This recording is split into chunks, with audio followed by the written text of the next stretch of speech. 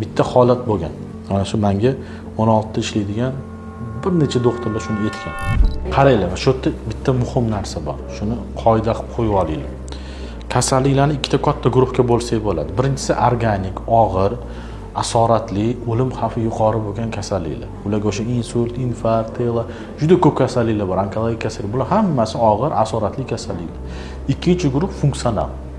Bu yerda asorat yo'q, o'lim xavfi yo'q. Lekin funksional guruhni bitta yomon tarafi bor. Mana siz ikkinchi guruhdasiz, ya'ni funksional kasallik sizda. Bu guruhning nima yomon tarafi bor desangiz, bu guruhdagi bemorlarda hayot sifati bo'lmaydi. Качество жизни yo'qolib qoladi. Nima degani u? Hamma narsa bor. Pul bor, eri yaxshi munosabat bildiradi, yaxshi sharoitda yashaydi, bolalari bor, vurud yeb ichishi ham yaxshi, kiyinishi ham yaxshi. Lekin ani fikr, xayollar shu sifatlardan foydalanishga yo'l qo'ymaydi. Ertalabdan kechgacha shu xavotir, qo'rquv, xayolda shu narsa, ertalab turadi, sal boshi og'risa bo'ldi, kuni tamom bo'ldi. Ertalab turdi, bir taraf og'rib, ushib tursa tamom. Hech narsa yoqmaydi. Xo'jayini bir joyga aylantirishga olib boraman desam yoqmaydi. Xayolda shu narsa. O'lib ketsamchi, depressiyaga tushaveradi.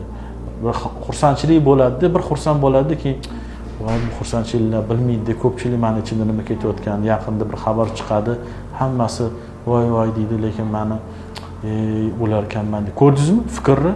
Ana shu qilayotgan narsa fikr bo'ladi.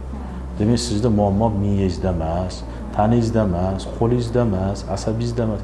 Eng katta muammoingiz fikrlaringizda. Shuning uchun bu kasallik nomini obsessiv nevroz, obsessiv fobik nevroz deydi. Obsessiya nima edi? Yopishqoq fikr.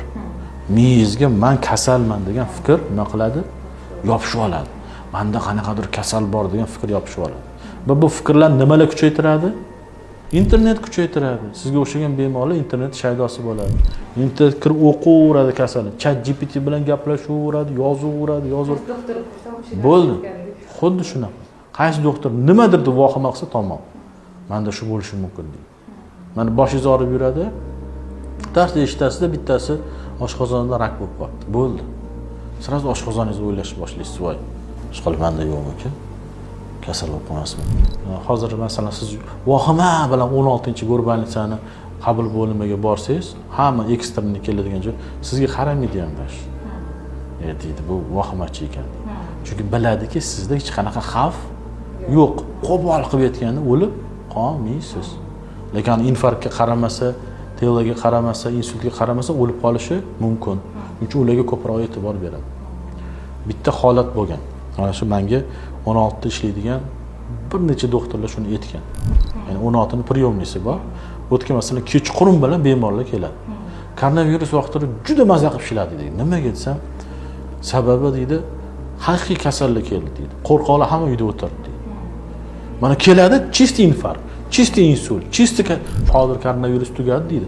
Hozir isteriya qilgan ham keladi, qo'rqgan ham keladi, eri bilan urushgan ham keladi, vahima qilgan ham keladi, istrichka ham keladi, fobiyasi bor ham keladi. U tasavvur qiling, bir kechada 500 ta odam kelsa, shuning ichida 50 tasi haqiqiy kasal bo'lsa, 450 tasiga nima qilish kerak? Ajratib olish kerak. Unda yo'qmi hech qilib hech narsa tekshiradi, qaraydi, tinchlantiradi. Janjal bo'ladi, uni orqasidan nimaga qaramayapsan deydi. Doktorlar anta og'ir kasalga e'tibor berish kerak edi, ularga e'tibor bersa, bular e'tiborsiz qolib ketadi-ku. Nimaga meni qizimga qaramaysan? Mazasi yo'q buni ham deydi, janjal bo'ladi. Ko'rdim, ishga xalaqit beradi. Shuning uchun ular aytadiki, koronavirus vaqtida o'sha vahimachilar yo'q edi deydi, maza qilib ishladi deydi. 50 ta kasal keladi, 50 tasi ham haqiqiy kasal. Bizdingizmi? Ham 450 tasi yo'q. Bildingizmi? Mana shunaqa holat bo'ldi. Mana sizda ham shunaqa nevroz bor.